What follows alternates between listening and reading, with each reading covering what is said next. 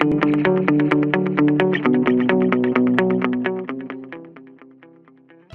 afternoon. Welcome to the Analyst. Today we'll be taking up 7 newspaper articles from the Hindu and the Indian Express and discussing them.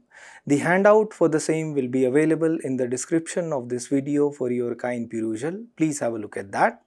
The first article that we'll take up is related to juvenile justice. As a study by the India Justice Report observed that more than 50% of the cases in the juvenile justice boards in India remained pending. The second article is related to fisheries and aquaculture in India, as today is the World Fisheries Day 2025, and a write-up by the UN Food and Agriculture Organization representative in India appeared in the Hindu, and FAO supports India's blue transformation. Additionally, we'll take up 5 articles in the simplified section which will be helpful for your prelims and mains preparation. The first article is related to juvenile justice system in India. As a study by the India Justice Report observed that more than 50% of the cases in the juvenile justice boards in India remained pending as of October 2023. Additionally, about 1/4 of the juvenile justice boards in India do not have a full bench strength, that is, there are vacancies in the juvenile justice boards. Also, about 30% of the juvenile justice boards do not even have an attached legal aid clinic. Therefore, there are deficiencies in the juvenile justice system in India. So, we will discuss the juvenile justice system, the Juvenile Justice Act of 2015, the challenges associated with the Act, the international conventions and standards of juvenile justice, the approaches for juvenile justice. This is important in GS2 under the topic governance. First, let's discuss how children can be treated as adults in India. This can be done under the Juvenile Justice Act of 2015. If a child of more than 16 years of age commits an offence which is categorized as a heinous offence, then he or she can be treated as an adult in a criminal trial. The Act of 2015 itself categorizes the offences under 3 categories, that is, petty offences, serious offences and heinous offences. The heinous offences are categorized as those offences which attract a punishment of 7 years or more imprisonment. Now, the section 15 of the Juvenile Justice Act of 2015 provides that the Juvenile Justice Board will conduct a preliminary assessment. In case a heinous offence is allegedly committed by a juvenile, then the Juvenile Justice Board will conduct a preliminary assessment to determine whether the juvenile has the mental and physical capacity, to commit such a crime, to commit such a heinous crime, and the juvenile has the ability to understand the consequences of such a heinous crime and the circumstances under which the heinous crime was allegedly committed by the juvenile. These will be determined by the Juvenile Justice Board while conducting a preliminary assessment. The section 18 clause 3 of the Juvenile Justice Act 2015 provides that once the Juvenile Justice Board comes to the conclusion that the child can be treated as an adult in the criminal trial, then the case will be transferred to the Children's Court.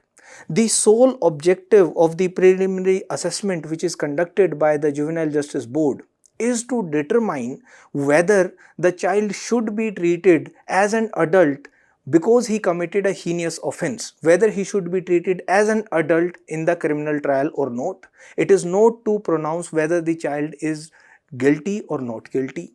Now, what is the responsibility of the Juvenile Justice Board while determining whether the child should be treated as an adult in the criminal trial? The Juvenile Justice Board conducts the preliminary assessment and it gives the copy of its order to the child's counsel and the child's family, and it is required for the Juvenile Justice Board to have a member who has a degree and who is practicing in child psychology or child psychiatry. If a member of the Juvenile Justice Board does not have a degree in child psychology or child psychiatry, then they have to seek assistance from an expert and they have to provide a legal aid counsel for the child. Therefore, the attached legal aid clinics are there, and they also have to consider the social investigation report. When the Juvenile Justice Board is conducting the preliminary assessment, they have to take into account the social investigating report or the social background report, which is usually prepared by the child welfare officer or probationary officer, etc. But there are certain concerns associated with the Juvenile Justice Act. First, let's discuss the concerns related to the very concept that children can be treated as adults in a criminal trial if they have committed a heinous crime. The first concern is related to the rising risk of recidivism. Recidivism means the probability of engaging in undesirable behavior or committing another crime even after undergoing punishment of the previous crime, even after experiencing the negative effects of the previous undesirable behavior. The recidivism rises because the children, if they are treated as adults in a criminal trial, they will be sent to prison, not child welfare homes, and their probability of getting into contact with hardened criminals rises. Their probability of entering into the world of crime at a vulnerable age rises. Therefore, the recidivism rises, and hence the deterrence that we seek to achieve by inflicting punishment is not achieved. Another concern is the number of offences which can be categorized as heinous offences in India. The offences which attract more than 7 years of imprisonment, that is high. There are about 46 offences, several under the NDPS Act, Narcotics, Drugs and Psychotropic Substances Act, and children are especially vulnerable to becoming victims of drug trafficking, etc. Also, it violates the principle of equality. Under Article 14, if some children are treated as adults because they are committing the heinous crimes, then their right to equality is violated because the other children are not treated as adults in the criminal trial. Even the state also has a duty under Article 15 Clause 3 to make special provisions for the betterment of the women and children. Additionally, there are international norms which also advocate for equal treatment. For example, the United Nations Convention on the Rights of Child. India is also a signatory to the UN Convention. We'll come to the international conventions in a moment. Also, the policy which guided the legislation behind the Juvenile Justice Act, that was guided more by emotion rather than by evidence, because the Juvenile Justice Act 2015 was enacted after the 2012 gang rape case. Also, even the assessment mechanism whether the child should be treated as an adult if he has committed a heinous offense, that is arbitrary. It was observed even by the Supreme Court under the Shilpa Mittal versus State of NCT of Delhi case that there is vagueness in the procedures of the juvenile justice boards, but the Supreme Court also upheld the constitutional validity of the Juvenile Justice Act in that case. Additionally, there are procedural implementation concerns regarding the Juvenile Justice Act. For example, the recent report by the India Justice Report observed that more than 50% of the cases in the juvenile justice boards in India are pending. Also, the National Judicial Data Grade, unlike that, there is no central or public repository of the information on the juvenile justice boards. Additionally, about 1/4 of the juvenile justice boards are not even fully constituted, and about 30% of the juvenile justice boards do not have an attached legal services clinic as well. Now, let's also discuss the other provisions of the Juvenile Justice Act. The Act not only provides for the prosecution of the juvenile delinquents, but it also provides for the measures for the protection and betterment of the juveniles in conflict with law. For example, the adoption measures. The adoption related applications given by the adoption agencies, earlier they were given to the civil courts. Now they are given to the district magistrates, and the district magistrates issue all the orders related to the adoption of the juveniles in conflict with law. Additionally, the appeals against the orders can be filed in front of the divisional commissioner. The appeals can be filed within 30 days and the appeals are decided within a period of about 4 weeks. The designated courts for deciding the cases related to the children in conflict with law is the Children's Court. Earlier, only the cases which involved the juvenile committing a crime which attracted more than 7 years of imprisonment were transferred to the Children's Court.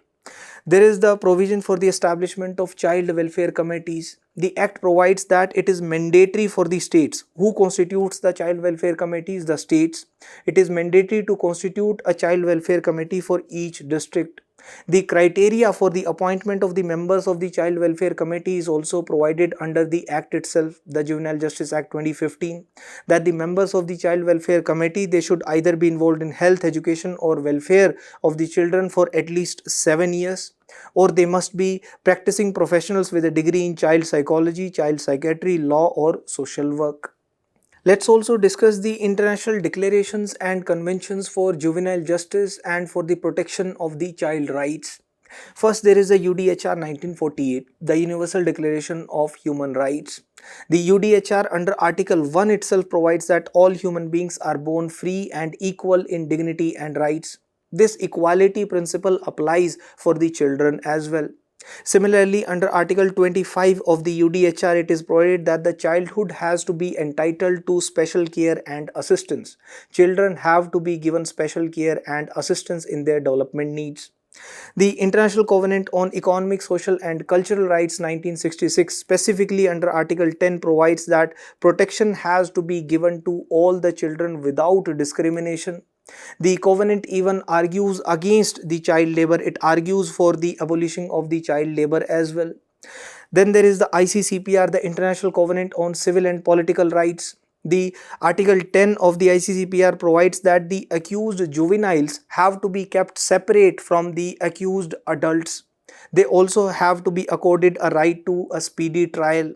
And the juveniles, they have a right to a family, the right to a state protection, the right to a name and right to even a nationality under Article 24 of the ICCPR. Then there is the Convention on the Rights of the Child 1989.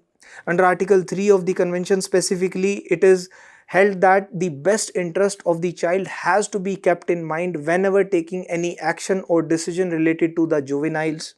They have the right to life, right to survival and right to development also specifically under Article 6 of the Convention on Rights of the Child 1989. Then there are the Beijing rules. These are the first international legal instruments which provide for the child right based juvenile justice standards. Under Rule 5 of the Beijing rules specifically, it is provided that the well-being of the juvenile has to be the focal point. The focus has to be on the juvenile well-being when taking the decisions.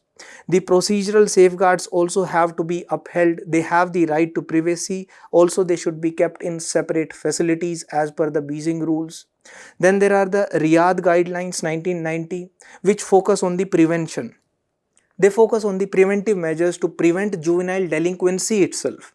And therefore, there is focus on the early protection and intervention for children in social risk. The children who are abused, who are neglected and who are living in marginal circumstances, therefore their risk of entering into the world of crime is high. There should be early intervention and early protection. Therefore, the focus should be on intervention as per the Riyadh guidelines.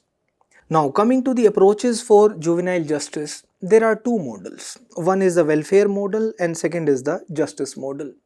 The welfare model essentially derives its roots from the principle of doli in capax, which is found in the Roman law. The principle, the doctrine of doli in capax essentially means that the children, they are incapable of doing the wrong. There is a presumption that they are not capable of understanding the consequences of their act. They are not capable of forming a criminal intent, a criminal intention. They are not capable of forming a mens rea behind their act, and they do not understand the consequences. Therefore, they cannot be held criminally liable for their acts. Therefore, there is a presumption of innocence there. And it is found in some European countries. For example, in Belgium, the focus is on welfare, the focus is on reform and rehabilitation rather than going for punishment, incarceration, etc. In Belgium, the age of criminal responsibility, that is the minimum age after which only a person can be held criminally liable, is very high, that is up to 18 years of age. Below 18 years of age, if a person commits any crime, then they cannot be held to be criminally liable.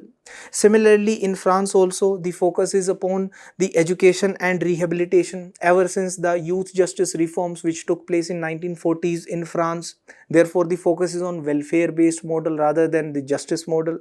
Similarly, in New Zealand also, there is the family group conferencing as a part of the youth justice. There the focus is upon the reconciliation and the restoration of relationships and the reduction of the incarceration, reduction of the prison, rather focus upon the reform and rehabilitation. But in the other countries, for example in USA and UK, the focus is more upon the justice based approach rather than the welfare based approach. For example, in UK, the age of criminal responsibility is 10 years. In England and Wales, that is after 10 years of age, a person can be held to be criminally liable for their acts. Similarly, in USA, in several states, the age of criminal responsibility is as low as 6 years in some states, and even capital punishment can be awarded in some states for the persons, for the juveniles who have committed certain crimes. Therefore, there are two approaches behind it. The philosophy of Indian criminal jurisprudence is based upon the reformative justice, rehabilitative justice rather than retributive justice. Therefore, we should lean towards the welfare-based model. Hence, there are often debates regarding the treating of children as adults even if they have committed heinous crimes, as is provided for under the Juvenile Justice Act of 2015. There is a means practice question also. The Juvenile Justice Care and Protection Act seeks to balance the goals of child reform and societal safety, yet concerns regarding implementation and the trial of children in conflict with law persist. Critically examine. Please try to write it. The next article is related to fisheries and aquaculture. This is important as today is the World Fisheries Day 2025, and the United Nations Food and Agriculture Organization representative to India has given a write-up in the Hindu, and the FAO also supports India's blue transformation. Therefore, we will discuss the significance of the fisheries sector for India, the challenges that the fisheries sector faces, and the government initiatives in this regard to promote the blue revolution, to promote the fisheries and aquaculture in India. This is important in GS3 under the topic Indian economy, agriculture and allied activities, and also under the food processing industries. First, let's discuss the significance of the fisheries in India. Fisheries is the activity of harvesting the fishes within the confines of a specific area. Why is it important for us? Because in India, there is immense potential for the harvesting of fishes. For example, we have 2.36 million hectares of ponds and tanks. We have more than 11,000 kilometers of coastline. We have 1.1 million hectares of brackish water which can be utilized for the fisheries production. And the fisheries sector provides livelihood to about 28 million people in India. Not only the employment generation and livelihoods, India is also placed at the second place globally in the aquaculture industry. In terms of fisheries specifically, India is the third largest producer, fourth largest exporter, and globally about 8% of the fisheries production comes from India. Fisheries sector contributes 1% to India's GDP, and within agricultural GDP about 6% of the GDP comes from the fisheries sector. Therefore, it is an important contributor in terms of the economic growth as well. And in India, about 25% of the fisheries come from the marine fishes and 75% approximately from the inland fisheries. In terms of the total fish production, Andhra Pradesh accounts for the maximum fish production, followed by West Bengal and then Gujarat. The growth of the fisheries sector is also significant as it is about 11% annually, and it is important for India to promote the fisheries production, harvesting of fishes in India for ensuring India's food security as well as employment generation. When it comes to the species-wise exports from India, the export of the frozen shrimps accounts for the maximum exports of the seafood from India, followed by the frozen fish, squid, etc. And the export destinations from India, maximum exports take place to USA, followed by China, Japan, Vietnam, Thailand, etc. Also, the fisheries production in India has been increasing continuously in the past 2 decades, as we have seen that it has almost tripled in the past 2 decades. Similarly, the seafood export value has also increased by almost 10 times in the past 2 decades approximately. But there are certain challenges which are faced by the fisheries sector in India, the aquaculture in India. One of the foremost challenges is overfishing or unsustainable fishing. Overfishing means that we are fishing at a pace which is faster than the pace at which the fishing stocks are able to replenish themselves. Therefore, it leads to depletion of the fishing stocks. That is, first we are going for the fishing of the larger fish species. Once they get depleted, we move lower down the food chain. We even go for the fishing of the sardines and squids, etc., which leads to the further depletion of the fishing stocks, and there is no replenishment at all. Additionally, there are subsidies which are provided by the government. The subsidies, they also incentivize fishing, which leads to overfishing in turn. Additionally, there are reports by the FAO, the Food and Agriculture Organization, which claim that About 3 decades ago, just about 10% of the global fishing stocks were being fished at paces which were unsustainable, where there was depletion taking place, there was no replenishment. Presently, more than 33% of the global fishing stocks are being fished at unsustainable pace. There is no replenishment, rather there is depletion, permanent depletion of the fishing stocks which is happening globally. Then there is the challenge of the bycatch. We are using unsustainable fishing methods. We are using fishing mechanisms, for example, bottom trawlers, whereby there is bycatch also which is not intended. For example, we end up catching turtles also, whereas we go for the catching of fish. There is illegal fishing as well. For example, illegal, unregulated, unreported fishing. This happens usually in the off season. There is an off season as well which is provided for the fishing stocks to replenish themselves, for example in the monsoon season. But because of low availability in the on season and also the rising demand for the seafood, for the fisheries, there is illegal fishing which happens in the off season as well. Then the extension services which are provided for the fishermen are poor. For example, the information support, the credit which is provided, therefore they need to resort to the informal sources of credit as well. The infrastructure in the aquaculture sector is also poor. For example, poor availability of the quality seed, the cold chain infrastructure and the subsequent post-harvest losses which are faced by the fishermen. Additionally, the price discovery mechanisms are also not that transparent. Now, what are the steps that the government has taken for promoting the fisheries sector, the aquaculture in India? India came up with the Blue Revolution 2.0.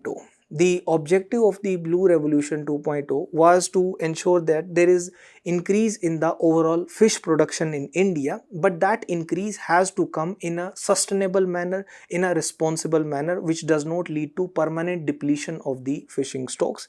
And to modernize the fisheries with new technologies, the focus is there on the food and nutritional security also, and to generate the employment as well as the export earnings, and for that there has to be inclusive development and the empowerment of the fishermen as well. Therefore, the government came up with a comprehensive Pradhan Mantri Matsya Sampada Yojana, which has the goal of increasing the production in the fisheries, exports, employment generation as well as the income of the fishermen. Therefore, both the focus is upon the inland fisheries as well as the marine fisheries, and in the aquaculture to promote the infrastructure generation, the fish processing plants, the availability of quality seeds, and also the establishment of the fish farmer producer organizations. For the establishment of fish farmer producer organizations, financial incentives are provided by the government for the setting up of the farmer producer organizations. There is the establishment of the Fisheries and Aquaculture Infrastructure Development Fund with a corpus of 7,500 crores, which provides for the financial incentives for the infrastructure development in the fisheries sector. There is the establishment of integrated aqua parks to build a value chain in the aquaculture sector. The artificial reefs have been deployed. The artificial reefs, they serve as the breeding grounds for the marine organisms. Therefore, they help in the replenishment of the fishing stocks in turn. Then the Pradhan Mantri Matsya Kisan Samriddhi Sah Yojana is also a component under the Pradhan Mantri Matsya Sampada Yojana.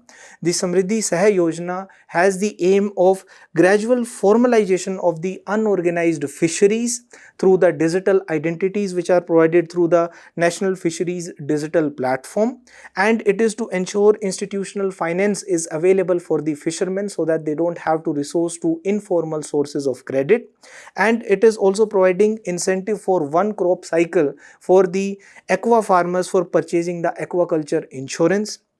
The scheme also provides the incentive for performance-based grants for the improvement in the value chain efficiencies in the fisheries sector, for the promotion of the product safety and quality assurance systems, as well as the consolidation and integration of the fisheries value chains also. There are other government steps also taken up to promote the fisheries and aquaculture. For example, the National Genetic Improvement Facility for Shrimp Breeding. That is to ensure that we are not dependent upon a single shrimp species, and also we want to focus more on the indigenous shrimps rather than the invasive shrimp species.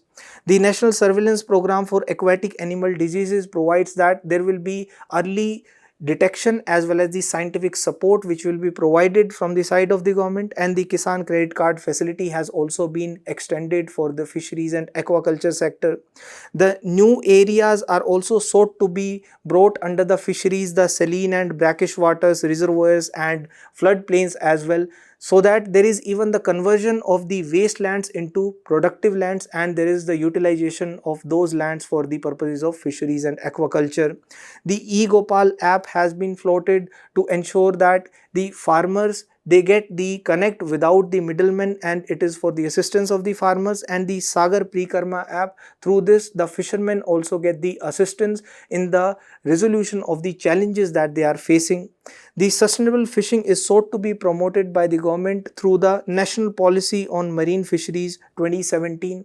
The core of the Marine Fisheries Policy 2017 revolves around the concept of sustainability only, and there is a uniform fishing ban also which is imposed. A 61-day uniform fishing ban is imposed throughout India for ensuring that during the monsoon season in the exclusive economic zone, the fishing stocks are able to replenish themselves. This is uniformly imposed. Then there is the prohibition of the destructive fishing methods. For example, the usage of artificial LED lights, the usage of pair trawlers, etc. There is a promotion of the sustainable practices as well from the side of the government. For example, the sea ranching as well as the cultivation of seaweeds. The climate resilient coastal fishermen villages program also seeks to ensure sustainability in the fishing practices. Now there is a means practice question also. The fisheries sector plays a pivotal role in India's food security, employment generation and export earnings. Discuss the significance of the fisheries sector in India and the major government initiatives taken to strengthen the sector. Please try to write it. The next article is related to the 16th presidential reference which has been answered by the Supreme Court. This is important in GS2 under the topic Indian Constitution Significant Provisions. In April this year, the Supreme Court, while deciding a case, had observed that the governor cannot sit indefinitely on the bills which have been presented to him after being passed by the State Legislative Assembly. The governor has to take a decision. Under Article 200, if a bill has been passed by the State Legislative Assembly and it is presented to the governor, then he can either give his assent to the bill, or he can reserve the bill for the consideration of the president, or he can return the bill to the State Legislative Assembly for its reconsideration. But he cannot sit on it indefinitely. The court had imposed even the timelines for the governor to take his decision in case a bill is presented to him after being passed by the State Legislative Assembly. But the Article 200 does not prescribe for any fixed timelines for the governor to take his decision. It only uses an elastic phrase, as soon as possible, that the governor shall as soon as possible take his decision whether he is going to give his assent or reserve the bill for consideration of president or return the bill for reconsideration of the State Legislative Assembly. Now this matter was sent to the Supreme Court again for the presidential reference under Article 143. Under Article 143, the President, if there is a question of law or fact which has been arisen or which is likely to arise, and if it is of such nature, of such public importance that it is important for the President to obtain the opinion of the Supreme Court, then it can be referred to the Supreme Court. Now this time, the Supreme Court in its reply to the presidential reference has taken a slightly different stand, that the judiciary should not prescribe rigid timelines for the governor to take his decision. Now this has led to a situation where the earlier judgment, which has a binding effect, clashes with the reply to the presidential reference. The opinion given through the presidential reference, the opinion given by the Supreme Court in response to the presidential reference under Article 143 is not binding. It is only an advisory opinion, whereas the judgments pronounced by the Supreme Court, they are binding. They have the binding effect on all the courts in India as held by Article 141. The Article 141 of the Constitution provides that the law declared by the Supreme Court shall be binding on all courts within the territory of India. Now let's come to the replies of the Supreme Court to the presidential reference. The court has observed that the governors cannot indefinitely sit on the bills. Effectively, they have outlawed the pocket veto, but simultaneously they have not been in the favor of the judiciary prescribing rigid timelines when Article 200 does not do so. It only provides for as soon as possible. The phrase is mentioned under Article 200. So When it was asked from the Supreme Court whether the constitutional options are available for the governor under Article 200, the court observed that there is no option to withhold assent simpliciter. The governor cannot simply refuse to sign a bill and keep it pending. There is no pocket veto therefore. Whether the governor is bound by the aid and advice of the Council of Ministers when taking a decision under Article 200, the Supreme Court observed that no, the governor is not bound by the aid and advice of the Council of Ministers. He can use his discretion under Article 163, because if the governor is bound by the aid and advice of the Council of Ministers when withholding assent or giving assent to the bills presented after being passed by the State Legislative Assembly, then they would never return a bill for reconsideration, because no government would advise against its own legislation. The bill has been passed because the government enjoys the majority. Also, whether the constitutional discretion exercised by the governor under Article 200 when taking decision whether he wants to give assent to the bill or reserve it for consideration of the president, is it justiciable? The court observed that if there is prolonged inaction, unexplained inaction or indefinite inaction, then the court can direct them to act. Now, whether Article 361, which provides for the immunity to the governor when he is acting in his official capacity regarding his functions, can it be an absolute bar to the judicial review of the actions taken by the governor when he is deciding under Article 200 regarding the bills presented to him by the State Legislative Assembly? Then the court observes that yes, they have personal immunity. They are not answerable to any court for the performance of their duties. This protects the individual. Article 361 does not protect the office of the governor from judicial scrutiny regarding constitutional inaction. This immunity under Article 361 cannot be used to shield the indefinite delays that the governor may take up in case bills are presented to him for his assent. Now, can timelines be imposed through the judicial orders as the Supreme Court did in April this year? The court observed in the reply to the presidential reference that no, the Supreme Court cannot impose rigid timelines because Article 200 does not impose rigid timelines. It only uses the phrase as soon as possible. Similarly, the decision taken by the president whether he is going to withhold assent or give assent to a state bill reserved for his consideration under Article 201 is not subject to judicial review on its merits. Can timelines be imposed upon the president for taking a decision under Article 201? Again, no. Similar to the governor, there can't be any timelines which can be imposed because Article 201 also does not prescribe for any timelines. Now, whether the president has to seek the advice of the Supreme Court under Article 143 every time the governor reserves a bill for the consideration of the president? Again, no. The president's subjective satisfaction is sufficient whether he wants to seek the opinion of the Supreme Court under Article 143. Now, can the courts adjudicate the contents of a bill? No. The Supreme Court can go for the judicial review only for the laws that have already been enacted, for the acts, not the bills. The bills cannot be subject to judicial review before they have been enacted. Similarly, the exercise of the constitutional powers by the president or governor, can they be substituted by Article 142? Can the Supreme Court give a direction to take a specific action in case the president or the governor are not fulfilling their constitutional duties? Again, the answer is no. The court rejected the concept of deemed assent, that is the assumption that a bill has been passed if it is delayed, that was introduced by the April verdict this year.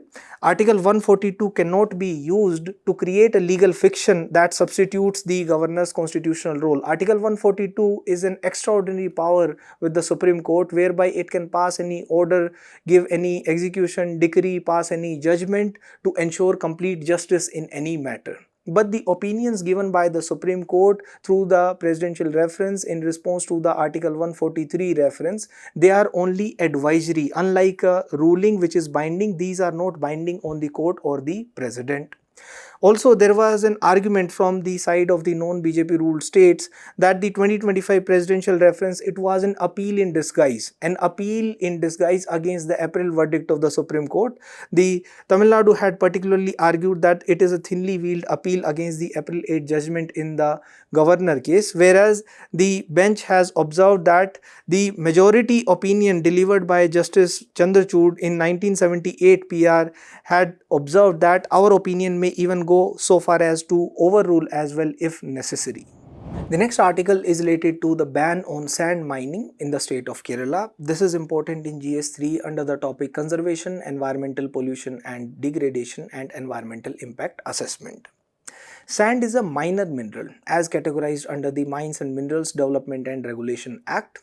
Before coming to the article, let's discuss the impacts of sand mining. It has adverse impacts, negative consequences on the physical environment, chemical environment, biological environment. In terms of physical environment, it leads to the riverbed deepening and widening because it leads to the erosion along the riverbed because of head cutting, degradation, and therefore leads to bank instability as well as the riverbed slope instability. It increases the erosion and also reduces the sand replenishment, and therefore it alters even the hydrological table as well. In terms of chemical environment also, it has negative impacts. For example, it increases the turbidity and total suspended solids in the water, and even increasing the concentration of heavy metals as well as pollution of the air, water and soil. In terms of biological environment, again it has a negative impact because it leads to habitat loss and fragmentation, smothering some microorganisms, for example blocking the coral polyps in the estuarine corals, and reduces the respiration and photosynthesis of the riverine organisms as well as reducing the presence of the benthic organisms and causing noise pollution also. It also leads to destruction of infrastructure, loss of agricultural land, reducing the yields for the farmers and fisheries, and also increasing the risk of waterborne diseases as well. Now, what are the reasons behind sand mining? Because there is a high demand for the construction materials. There the sand is mined from the river beds, and there is also the increasing population. With the increasing population, there is increasing construction activities and increasing urbanization needs. Simultaneously, there is the sand mafia which operates because of the alleged nexus between the sand mafia and the officials and administration and the corrupt attitude. It leads to the proliferation of the sand mining. Also, there are fewer alternatives which are available. For example, the availability of M sand, the manufactured sand, is poor, and there is weak EIA also, weak enforcement and regulation, and the weak environmental impact assessment. Now, the government has also taken up several initiatives to check the illegal sand mining. For example, the Mines and Minerals Development and Regulation Amendment Act 2023, whereby the sand is categorized as a minor mineral, and under section 3 clause E of the act specifically, it is punishable for the illegal mining of the sand. The environmental impact assessment is mandatory even for the sand mining for less than 5 hectares of area. The government came up with the Sustainable Sand Management Guidelines 2016. These provide for the environmentally sustainable mining, socially responsible mining, conservation of the river equilibrium so that the ecology is not damaged, and the prevention of the depletion of the groundwater reserves as well. There are the enforcement and monitoring guidelines for sand mining 2020 which were put in place. They ensure there is a uniform protocol throughout India for monitoring sand mining, identification of the sources of the sand and the end use of the sand mined. There are the promotion of the surveillance technologies, for example uses of drones and the night vision cameras, etc. Now, coming to the article, Kerala banned river sand mining in January 2016 to protect its rivers. But what did it lead to? It led to the expansion of the stone quarries in Kerala. Because M sand, an artificial alternative which is produced by crushing hard rock such as granite into fine particles, it became a popular alternative.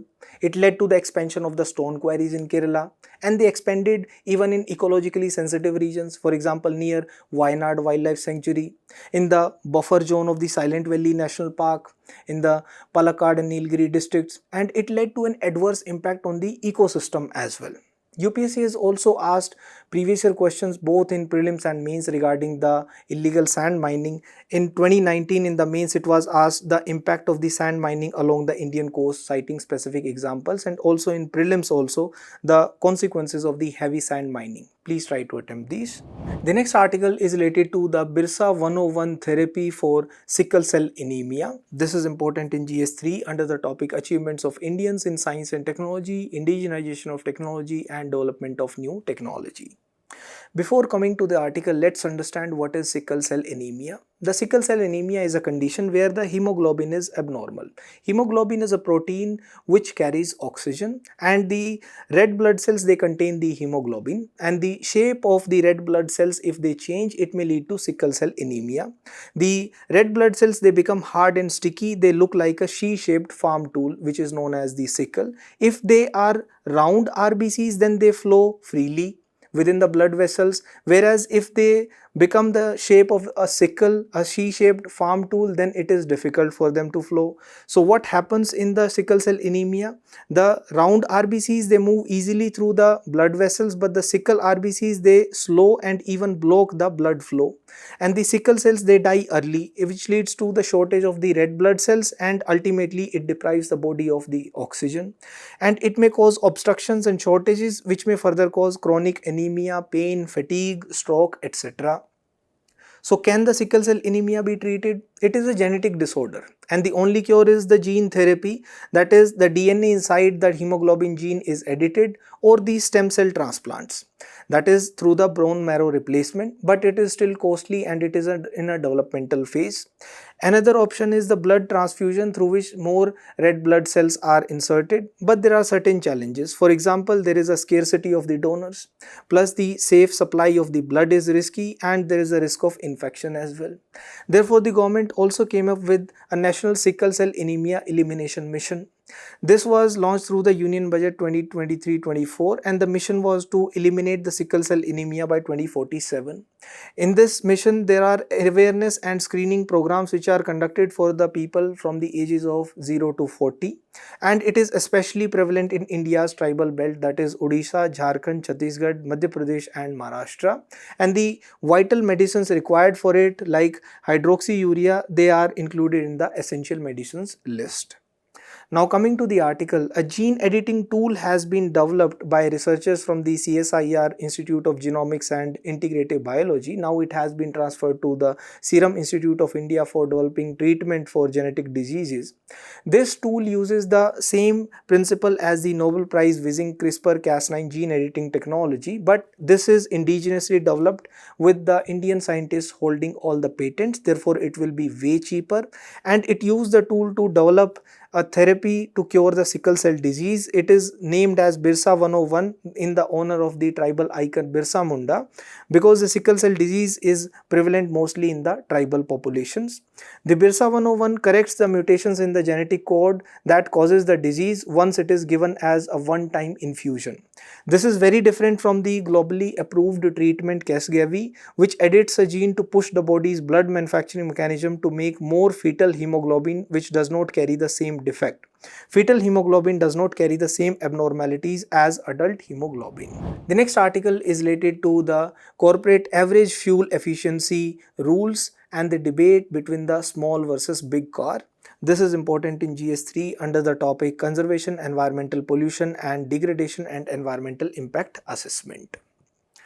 India has proposed new corporate average fuel efficiency norms 3, CAFE 3 fuel efficiency rules, and they use a weight based formula.